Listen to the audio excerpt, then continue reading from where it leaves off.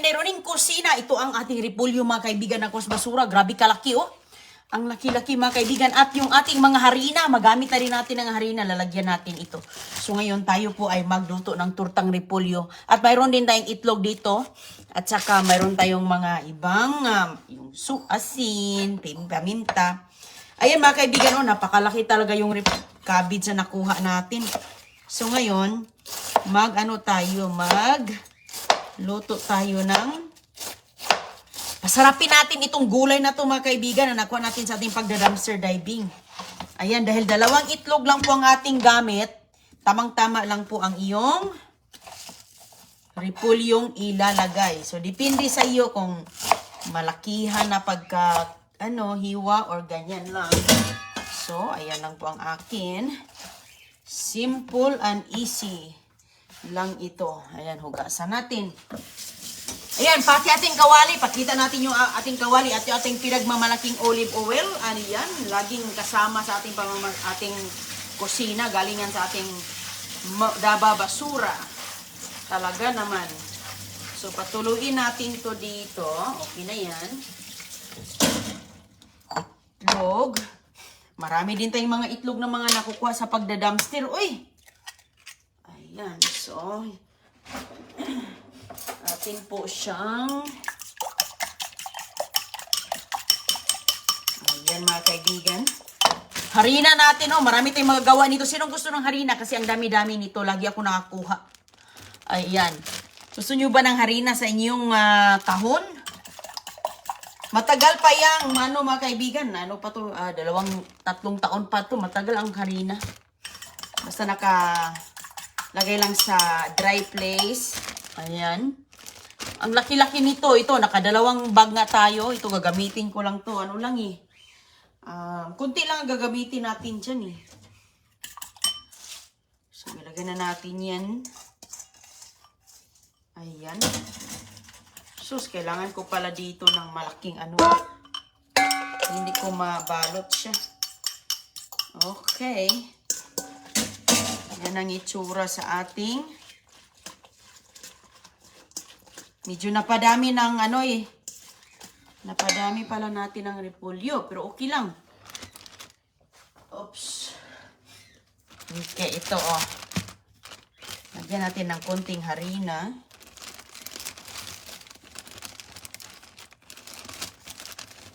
Okay na siguro ito. Okay.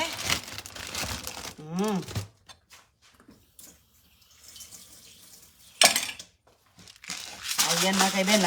Pwede yung lagyan ng yung mga gusto nyong magic dito. Pero akin, paminta at asin. Sold na po ako. Okay, so ngayon ay dito na tayo sa atong mahiwagang kawali na paborito galing sa pagda-dumpster diving natin.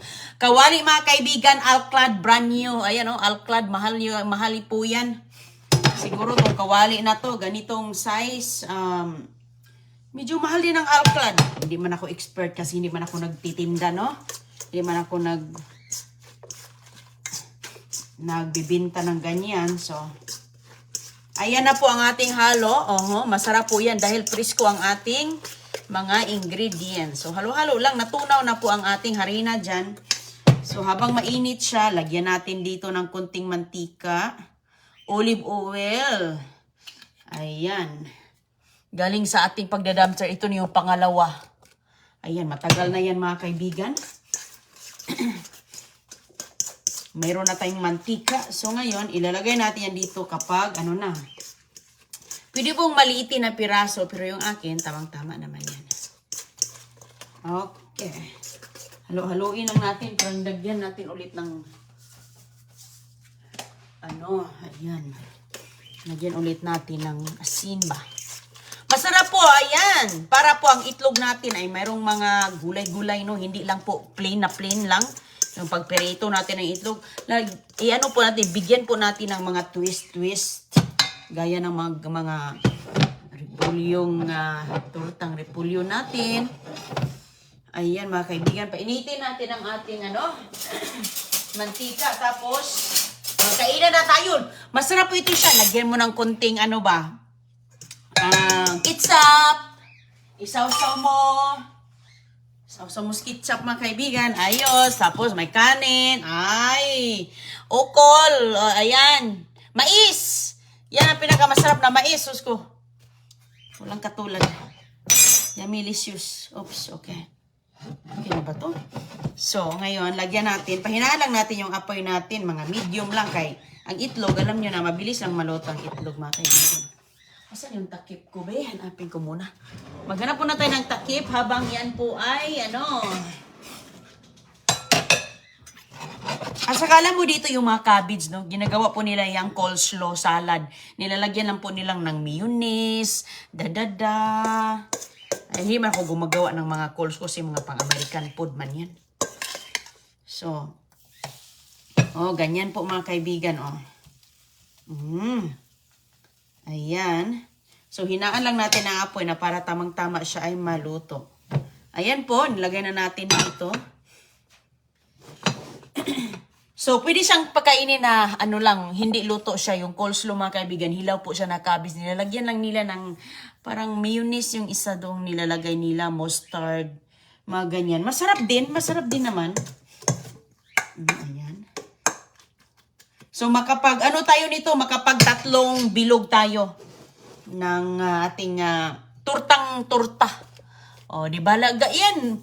Marami mga magagawa. Di ba? Nagtuturtang talong tayo. Mayroon kayong mga cabbage dyan, repolyo. Yan, gamitin. Asan yung aking pambaliktad? Baliktarin natin yan. Maya-maya. Ayan, So, habang tayo dyan ay naghihintay, tayo din dito ay arangkada sa ating para mayroon tayong pang-tubig ba? Pang-tubig natin mga kaibigan. At yung iba, pwede pa tayo ito makapagpansit. Tingnan mo nga naman yung nakuha. Ang laki-laki pa nito. Nakuha ako nito ng mga, ilang piraso ba? Hindi marami, parang 4 ata. Tapos pinagbigay-bigay ko nagtag-isa kami So ngayon, mag-juice tayo dito. Saan yung aking squeezer? Mag-juice tayo mga kaibigan para inumin. Galing din ito sa ating pagda-dumpster, no? Ang ganda talaga ng mga bigay ng mga basurahan dito ay kay talagang tingnan mo nga, libre vitamin C na. Nakaganyan pa yan. Mandarin orange pala ang tawag dyan. Mandarin orange pala yan mga kaibigan. Sus ko. Sarap ng mandarin orange. Matamis. Ayan, so habang tayo ay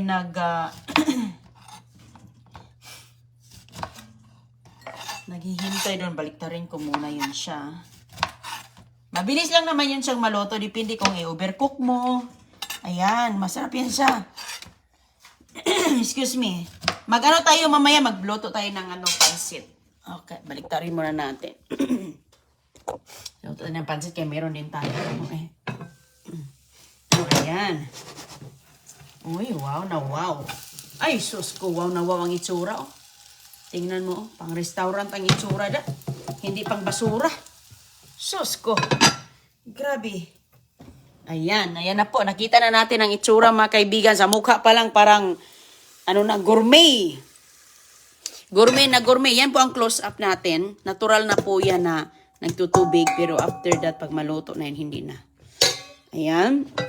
Sus, busog ka na nito ba? Alam mo, sa panahon ngayon, mahal ng itlog. Di ba yung isang dosinang itlog nasa siguro mga 150 na, no?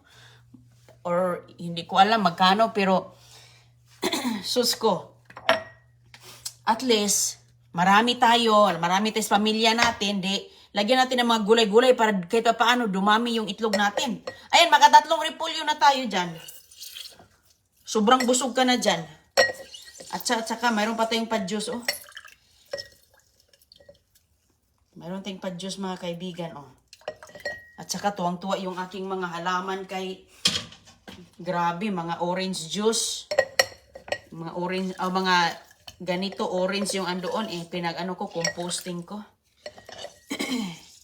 Kain tayo ngayon, mga kaibigan. Hala, ayan, Grabe ang juice niya. Matubig. Dahil marami siya, ginaganito ko. Hindi man ako magaganito kung hindi marami ang aking orange.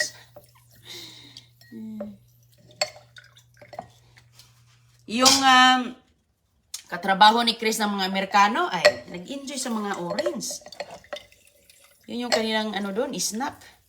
Instead na mag-snack sila ng anong kakainin nila, meron na silang prutas. Ay, natarsikan ang aking mata.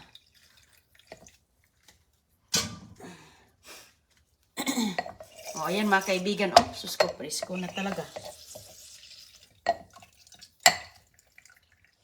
Yung manok ko, binibigyan din natin ng orange. Lasang orange ang itlog nila nun ba? Malapit na yan. Lagi nga akong excited lang ako mga kaibigan dahil makapagabait naman ang mga alaga. Nakakatuwa po, nakatanggal talaga ng mga kalungkutan, mga stress sa buhay yung ating mga alaga. Nakakatuwa po ba? At saka, kahit anong busy natin, marami talaga tayong mga gagawin, no?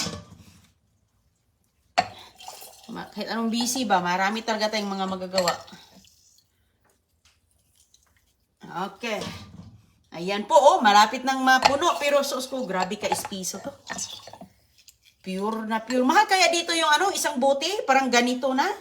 Siguro mga $7 na yun. Yung pre-squeeze mga kaibigan. Pag pupunta ka sa tindahan, meron po silang machine na automatic na. O, tingnan mo, preskong orange juice. Oh. Luto na yan mga kaibigan. Baka nasunog na tong likod na to. Ay, tamang-tama, oh. Uy, ang ganda, oh. Tingnan mo nga, oh, ang ganda, oh. Wow. So, lagyan natin ng kunting mantika ulit. Ayan, kunti-kunti lang. Ayan po. So, 3 na ang ating maluto. Ay, sus ko. 3 nga. 3 nga yung maluto natin. O, diba? Marami yung kahit isa, ulam na eh. Yung isang kain na tayo. Lagwa tayo ng ketchup. Ayan po ang itsura niya, oh. O, ayan ang itsura niya. Init. Lagwa tayo ng ketchup po. Masarap yan siya isaw-saw sa ketchup. Ayan, iwan ko. Mayroon ba tayo ditong ketchup? Ayan, mayroon po tayo. Mayroon. Ano po ito? Pilipino. Filipino ketchup talaga itong andito sa ni Neroning. Ayan. Ayan, ah. Ayan, masarap. Yan mo natin. Uy. Okay, kasi minsan kasi yung ketchup parang ayan. Ay, kasarap nito mga kaibigan. Tapos kanin, may bahaw, ayos. Okay. So, habang nagluluto tayo, kain tayo kay parang hatid ko lang sa mga bulilit ko. Hinuli ko kasi sila. Kumain na sila mga kaibigan. Na rin. May baon na rin, ah. Okay. Yung bahaw nating kanin, solved na. Pati si Don Julio, ayan yung kanyang baon. Mais. Pag uwi ni Agoy-Agoy, ito din ang kanyang kain. Okay. Mayroon tayong juice. Ay sus ko, sold na talaga, no? Sold na. Yan yung ginagawa ko sa mga bulilit kanina, mga kaibigan. Ganyan pong itsura niya. Tingnan mo, ang ganda-ganda. Parang nagluluto ka lang ng hotcake. Pero gulay pala. Importante ngayon, gulay kailangan nating mga gulay-gulay. Hindi na puro karne pag tumanda tayo, sus ko, grabe palang epekto ng karne, no? Parati, no? Okay, let's eat. Bless us all, Lord, with thy gifts, our Father, receive from thy bounty through Christ our Lord. Amen. Salamat sa mga biyaya sa basurahan kay talagang nabusog si Inday Roning at ang buong pamilya. Hello?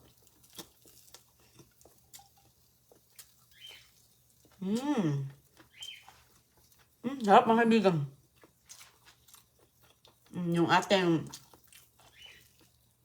pwede mo siyang hiwain pag ganyan. Sausaw sa ketchup. Sarap. Sarap, pantulak. Squeeze.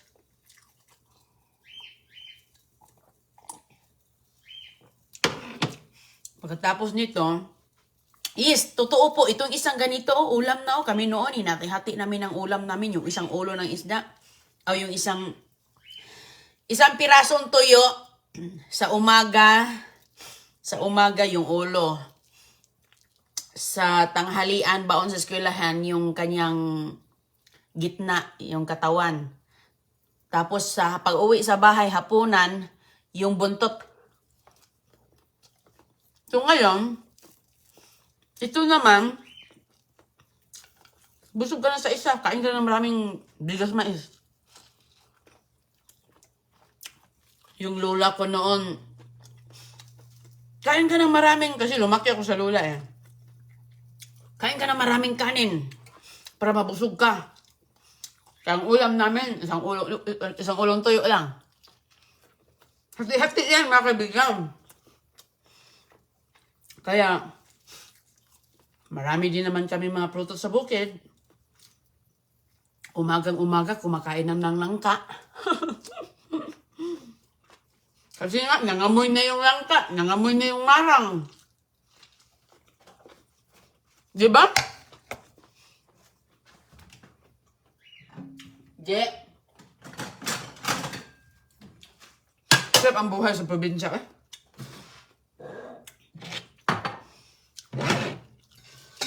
Kahit wala kang ulam, pwede na kang maano doon. Dami, mabusog ka na. Ayan, yung isa. Last batch. Lagyan natin ng konting ano to. Konti, masarap po siya. Kahit kayo, subukan nyo. Okay. Lagyan lang natin ng konting harina. Kung wala ko yung harina, pwede naman itlog. Itlog lang.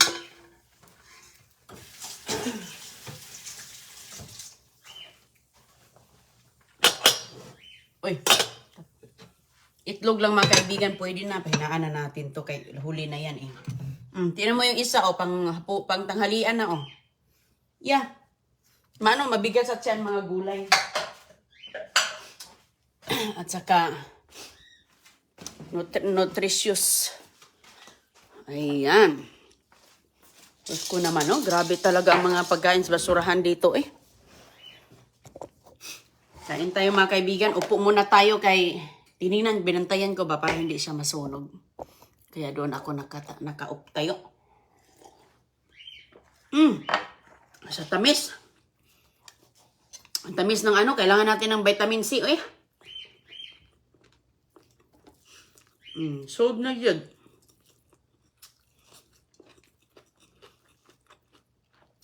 Kung wala kang ketchup na isaw-saw, pwede suka o kahit wala. Kahit wala mga kaibigan.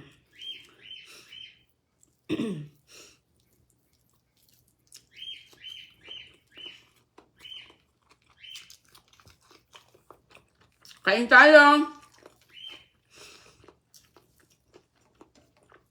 Alam nyo, mahal na din ang mga gulay sa Pilipinas. Mahal ang gulay sa Pilipinas at kasi dahil sobrang init din. Mahina ang crop sa magsasaka. Dito sa lugar ko, wala kang makikitang farm dito sa lugar ko. Pupunta ka po kasi dito sa area namin, yung farm kasi dito mga kaibigan nasa malayo. Yung walang katao-tao ba. Kaya, pero ako, meron naman akong sariling farm. Yung tanim nating mga kunti-kunti. Kahit kunti-kunti yun, pag mag-ani ako, sus ko. Mga 3 tao din ang mabibigyan ko ba? Nakikita nyo naman, di ba? Maano din maganda din magbigay ng mga bunga. Ayan mga kaibigan, pwede na ulam. At healthy diet po siya. Kahit ito na, wala ka ng kanin, ayos na. Diba, para sa diet natin.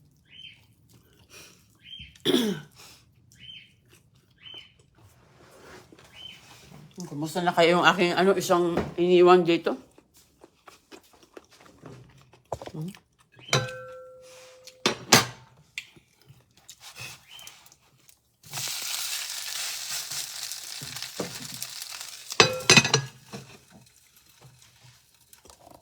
Healthy diet. Yung mga harina dito, lagi ako nakakuha ng harina. Kaya, at least, yung harina, pinagawa kong hotcake. Pwede mo siyang liitan ang pagkaano niya, no? Pero ako kasi medyo malaki yung aking paghiwa.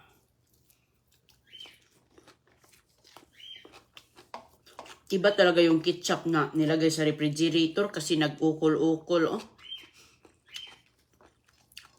Hindi liquid. Tumigas. Natulog pa. Pamantika ba? Tulog pa.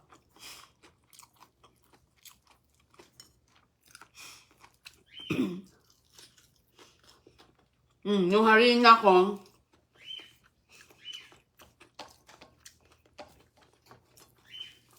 yun ang gamit kong mga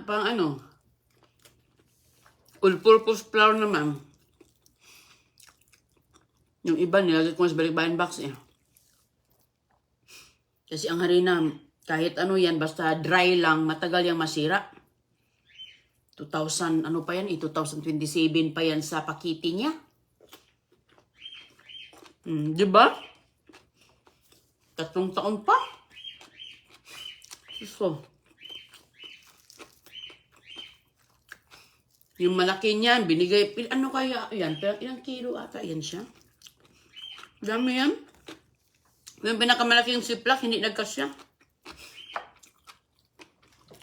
Musta po?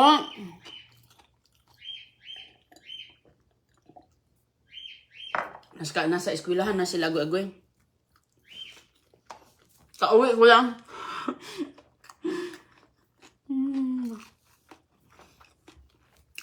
Simple lang yung luto natin mga kaibigan ha, kasi lutong bahay lang tong atin. Kung ano lang yung ayon sa mga panglasa nyo, panglasa mo, di ba? Iba yung style ng ating pagluluto. Kasi iba-iba man ang ating mga kagustuhan. So itong akin, simple lang. Hindi naman ako nagkukompetisyon sa ibang mga nagluluto sa bahay nila. Ako, anong meron ako, yun lang po. Yun lang po talaga mga kaibigan.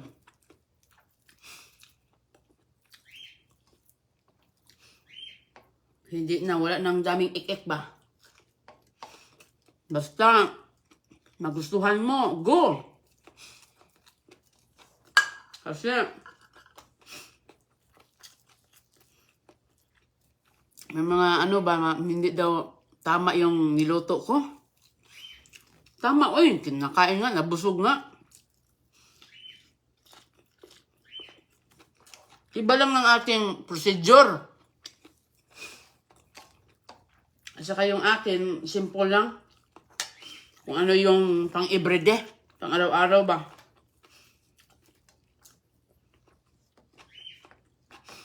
May isa pa, busog na ako. Yung mamaya na yung isa, tanghali. Diba? Kumusta po sa inyong lahat? Sana ayos lang kayo dyan at dito mga kaibigan, okay lang. Okay naman, mainit ngayon, maganda. Ngayon ang panahon yan dito, walang bagyo. Matagal nang walang ulan. At least kahit pa paano, lagi na rin ako nagdidilig ng halaman. Ingat po kayo mga kaibigan ha. Tapos na po ako at kita na lang tayo mamaya. Maraming salamat kay Ram. Hello, thank you, Rods Ram. Las Piñas City. Hello, Ilna Inario sa Cebu. Hello sa inyo, Marjaya Cardente. Boss J ng Matatag. Shout out from Taytay Rizal. Oh, follow, like, and subscribe. Erods Ram, Marjaya Cardente, Boss J ng Matatag.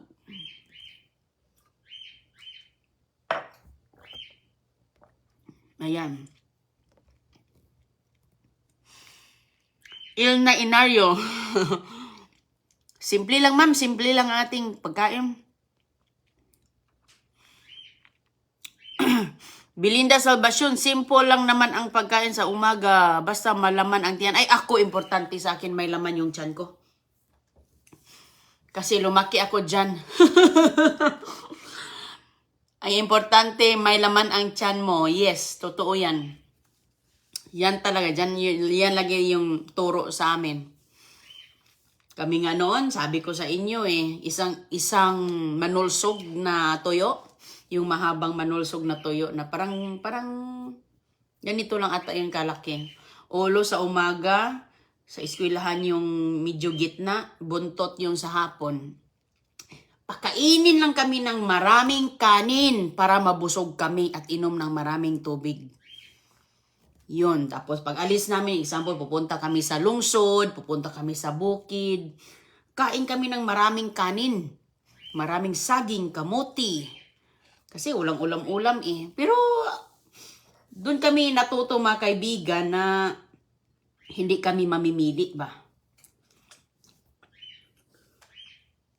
Doon kami natututo na importante may laman ang tiyan. Wala nang kung ano yung anong klaseng kinakain mo. Wala na yun sa amin kasi 'di ba? Lalo na sa panahon ngayon, sus, grabe kamahal ang bigas, pati bigas mais. Noon pinamimigay lang, ngayon wala na. Ang mahal na pala. Ingat po at kita lang tayo sa sunod. Bye-bye po. Maghugas na tayo. Salamat.